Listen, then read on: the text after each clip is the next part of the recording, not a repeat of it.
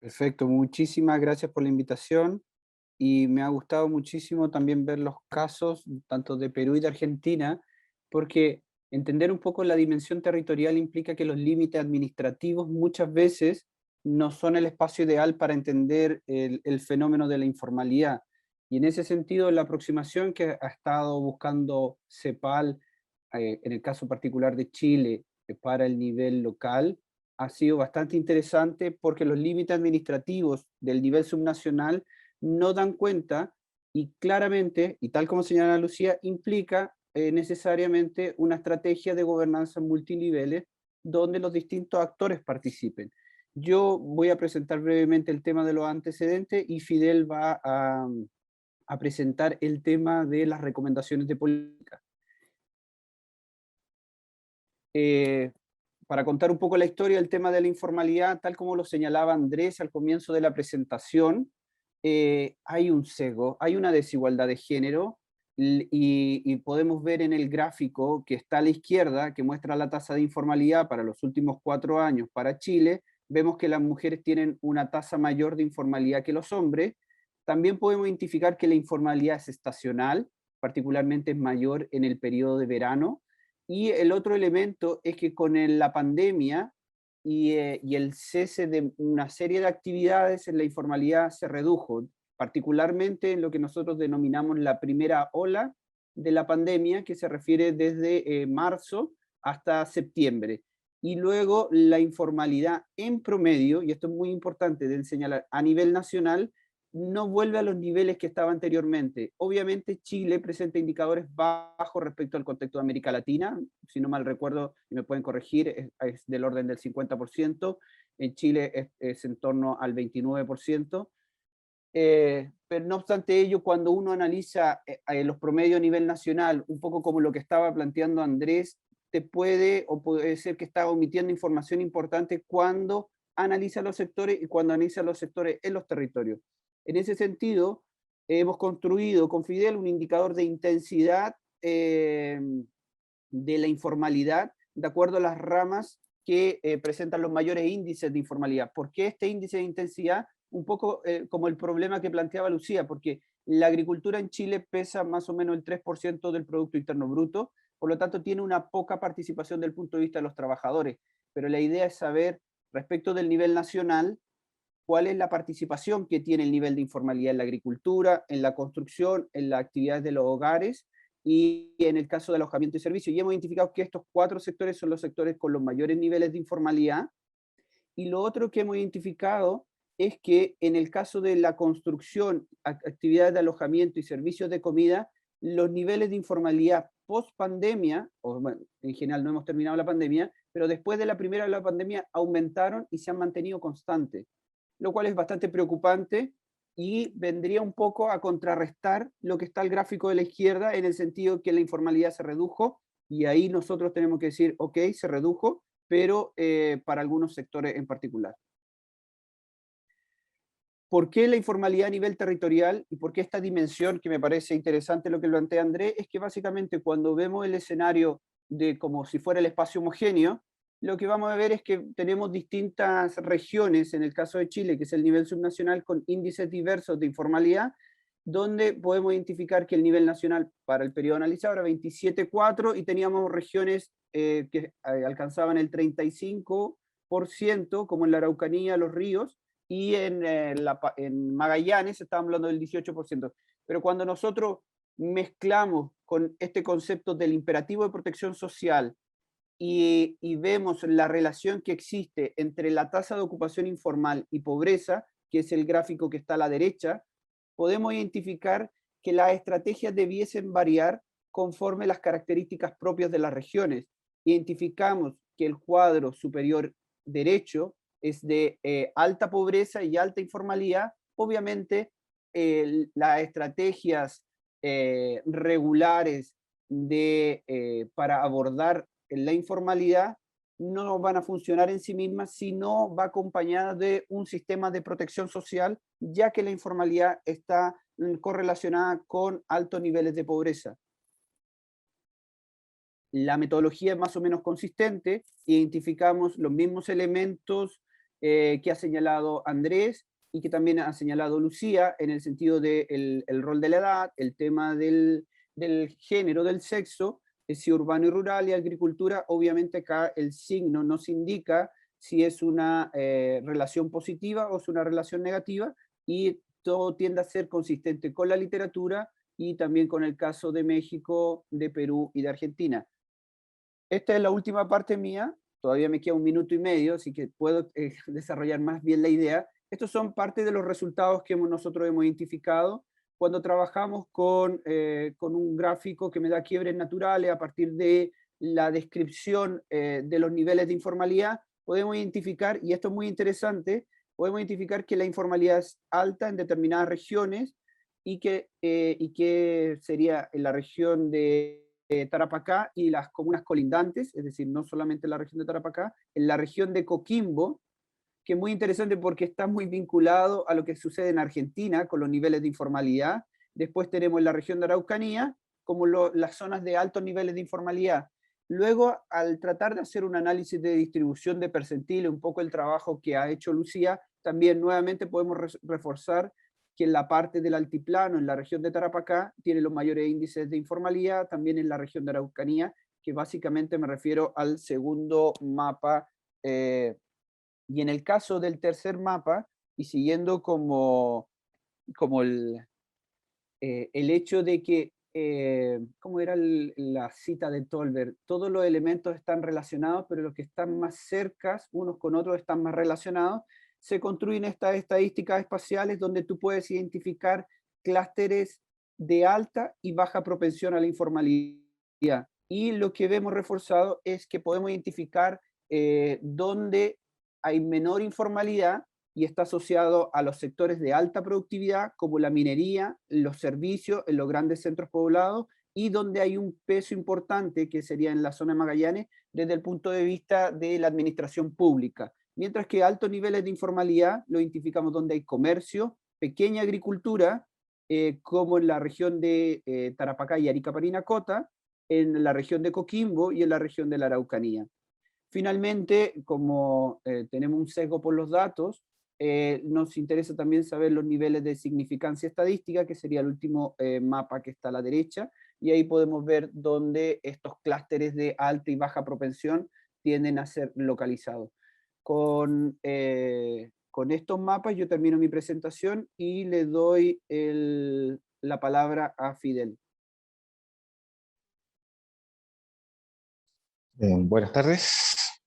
Bueno, igual doy, agradezco la invitación. Vamos a revisar algunos aspectos de política pública aplicada al combate de la informalidad laboral. Primero vamos a referirnos a algunos aspectos generales de la aplicación de la política pública al territorio, ¿no? Y lo vamos a dividir en dos: los que se recogen de la bibliografía, la literatura que revisamos, y los que recogemos a partir de la experiencia de política pública en Chile, ¿no? Bueno, la realidad de la informalidad laboral es, como se ha dicho ya reiteradamente, es multidimensional, y por lo tanto lo que se recoge de la literatura es que es necesario llegar a los territorios con una mezcla de distintos instrumentos de políticas y programas, ¿no? Que se adapten o que correspondan a la realidad de ese territorio. Una segunda cuestión ligada a la anterior es que se requiere hacer diagnósticos precisos sobre cada uno de los territorios, dada la heterogeneidad que existe en los territorios en una determinada región y en un país, identificándose así los instrumentos de políticas y programas. Una tercera cuestión es que es necesario desarrollar diagnósticos sobre informalidad laboral que se actualicen de manera permanente por los cambios demográficos de composición de los territorios, pero también por la aplicación de las mismas políticas y programas sobre los territorios. Y una cuestión que lo discutíamos antes en reuniones anteriores, el caso de Chile parece particularmente importante, es que la acción sobre los territorios requiere de un conjunto de coordinaciones del ámbito público y también, en algunos casos privados, coordinaciones denominadas verticales y horizontales, ¿no? Las verticales se refieren, por ejemplo, en el caso de Chile, desde el ministerio, pasando por al nivel regional y el nivel municipal, y las horizontales se refieren a las relaciones entre municipios o entre regiones, ¿no? Instituciones públicas que son más bien pares, ¿no? Estas son las cuestiones que se refieren a lo revisado en la bibliografía. A partir de nuestra experiencia, vamos a señalar algunas cosas. En primer lugar, que así como el diseño de una política pública nacional requiere de un proceso riguroso, con un conjunto de instrumentos probados, también parece razonable que si uno va a diseñar una política a un determinado territorio, siga un proceso similar, ¿no? En Chile hay una aplicación, por ejemplo, muy extendida de un instrumento que es el marco lógico, y deberíamos persistir en ese tipo de instrumental u otra metodología para el diseño de una política territorial. Una segunda cuestión es que las políticas públicas, que en general son de carácter regional o sectorial, o perdón, nacional o sectorial, para poder ser aplicada a un territorio requieren de una revisión y adaptación, ¿no? Hemos mencionado muchos casos de esto, pero por ejemplo, en particular en el caso de enfermedad laboral, los temas de escalas sobre territorios más pequeños, más dispersos, son muy importantes respecto a la revisión de las políticas públicas, porque no siempre distintas escalas de población se adaptan de la misma manera a los programas y a la política y los programas. Una tercera cosa, y aquí me salto al cuarto punto que está ahí, es que Chile ha dado un paso muy trascendente en materia de centralización con la creación de los gobiernos regionales, del gobernador regional en particular, que es una figura elegida de manera popular, y por lo tanto, una vez que el país decide sobre esto, se requiere fortalecer muy fuertemente ese nivel a efectos de poder que sea una instancia que participe de manera activa y relevante en la lucha en contra de la informalidad laboral, ¿no? Como decía Felipe y como se ha dicho en otras presentaciones, en realidad hay en el caso de Chile regiones enteras que sus distintos subterritorios, comunas, comparten un mismo diagnóstico o parte importante del mismo diagnóstico, y dentro de una región hay un grupo, agrupaciones de comunas que comparten este diagnóstico, por lo cual es muy importante el fortalecimiento de los gobiernos regionales. Una cuarta cosa es que en Chile existe una gran cantidad de información pública a nivel regional, sin embargo, nadie las administra a ese nivel, ¿no? La información pública se administra a nivel nacional, y eso es un demérito, una debilidad al momento de generar fuerzas al nivel regional y más local que permitan hacer diagnósticos, que permitan mantenerlos vivos y que permitan revisar las políticas, ¿no? Y en el informe nosotros decimos que las universidades regionales, que en Chile existe al menos una por región de carácter público, son un espacio privilegiado para llevar a cabo esa labor. Las dos últimas cosas que diré sobre esto es que se necesita generar aprendizaje y de las buenas prácticas. En Chile existe a nivel subnacional niveles de fortaleza institucional muy disímiles, y por lo tanto necesitamos generar mecanismos para aprender de las buenas prácticas de cada región. Y necesitamos recursos para hacer realidad una política territorial.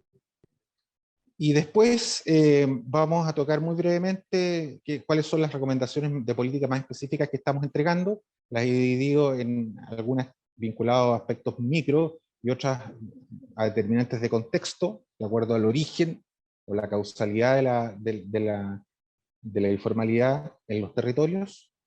Respecto a los primeros, en Chile es necesario hacer una reforma importante a los sistemas de formación para el trabajo y a los instrumentos que tenemos de inserción laboral. Ese espacio político hoy día, básicamente los recursos están destinados a una franquicia tributaria en capacitación, que las evaluaciones muestran que está muy mal evaluada, y es necesario pensar en un sistema que atienda a los trabajadores que tienen mayores problemas de inserción laboral en trabajo decente, particularmente los trabajadores que sufren el fenómeno de la informalidad laboral, ¿no? Y un segundo aspecto de política ligado a los determinantes micro es que necesitamos tener diseños de política mucho más efectivos y abarcativos respecto a la incorporación de los trabajadores independientes. En Chile se ha hecho, se está en proceso de hacer un esfuerzo por la incorporación de los trabajadores independientes remunerados como en la forma de honorarios, pero tenemos una realidad muy extendida de otros trabajadores independientes como feriantes, como pequeños agricultores, como pequeños mineros, etcétera, que no están incorporados, y ahí tenemos que hacer un esfuerzo específico. Y respecto a los determinantes de contextos, tenemos tres propuestas de política. Primero, respecto a la dirección del trabajo, que es el organismo de fiscalizador en Chile, que tiene las atribuciones, o tendría las atribuciones para fiscalizar a los trabajadores que no tienen contrato, asalariados sin contrato, o trabajadores que son trabajadores honorarios, pero en realidad, para los efectos prácticos, son trabajadores asalariados. Y sin embargo, esto no está en su prioridad, por lo tanto, se requiere hacer un esfuerzo importante respecto a la dirección del trabajo, de fortalecimiento institucional y creación de planes de fiscalización, ¿no? En fortalecimiento institucional estamos hablando en el plano normativo, se requiere que cuente con las atribuciones, pero también con el acceso a la información necesario para poder hacer esta labor. En Chile se ha avanzado en otras áreas al acceso a información de todos los actores públicos y privados, incluso del sistema impositivo, pero la Dirección de Trabajo no tiene atribución. Organizacionales internas de la Organización del Trabajo, recursos, y esto se ha aplicado a sus planes de fiscalización, ¿no? Una segunda cosa tiene que ver con la información y educación previsional. En Chile, las encuestas, la encuesta de protección social, por ejemplo, muestra que los trabajadores tienen una gran desinformación sobre los sistemas de seguridad social. Se puede decir que el 80% de los trabajadores en Chile no conoce cuestiones fundamentales de los sistemas de seguridad social, y aquí tenemos que hacer un esfuerzo especial. En el pasado se han hecho esfuerzos, pero tenemos que revisar los instrumentos que tenemos y proponer instrumentos nuevos o modificaciones importantes en los instrumentos que tenemos para poder abarcar, tener una política que abarque y sea efectiva en entregar información y educación previsional.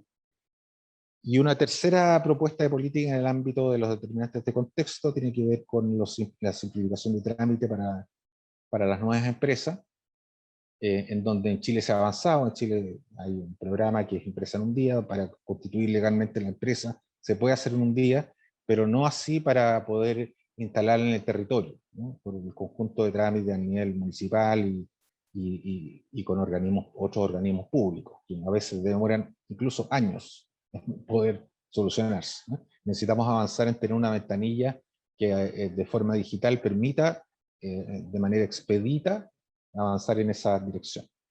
Todas estas medidas pueden tener un carácter nacional, pero también las podemos pensar también como medidas específicas al territorio, ¿ya? Por ejemplo, en el caso de la inserción laboral y los instrumentos de formación para el trabajo, obviamente uno en el despliegue territorial de la institucionalidad que se haga cargo de esto puede pensar en privilegiar ciertos territorios, ¿no? O en el caso de información educacional y educación previsional, uno puede pensar en hacer pilotos o generar políticas más permanentes para determinados territorios. Por lo tanto, no solo son instrumentos más generales, sino que pueden tener una expresión más específica en cada territorio.